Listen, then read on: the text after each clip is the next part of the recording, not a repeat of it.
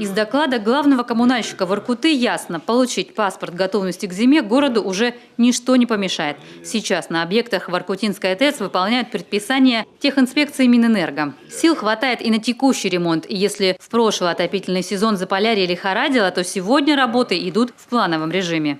Этот год прошел уже под знаком нормальной плановой работы и четкого понимания целей и ожиданий по итогам подготовки.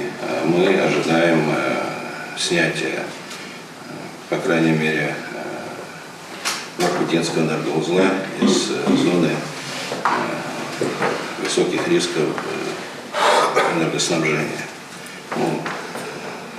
Скажу, что сегодня я не вижу опасений в прохождении ОЗП.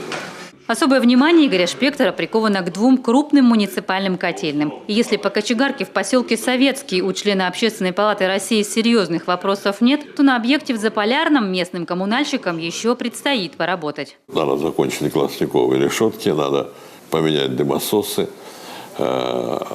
Сложные проблемы есть и другие у них.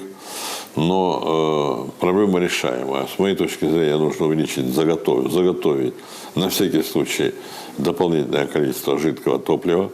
Нельзя потом на ходу это делать. Еще одна тема совещания – состояние Усинского водовода. Сейчас в Воркуте идет замена участка, который в прошлом году все время промерзал.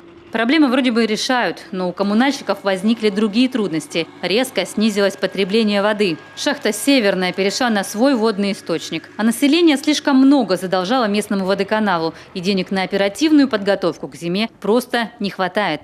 Водоканал, естественно, не может закупить электрокотельную, которую мы планируем установить на первом подъеме.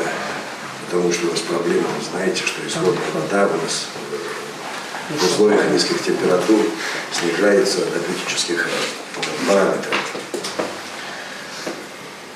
Тем самым у нас не обеспечиваются в полном объеме плановые ремонты. И все же, по словам заполярных коммунальщиков, несмотря на сложности, к зиме проблемный водовод будет готов. Власти Воркуты в ручном режиме контролируют все ремонтные работы. Сам Игорь Шпектор уверен, впредь руководству водоканала необходимо ювелирно выполнять каждое технологическое решение. Это позволит избежать новых коммунальных ЧП в пик холодов. Ольга Коняева, Виктория Палкина, Кирилл Нифонтов, телеканал Юрган, Воркута.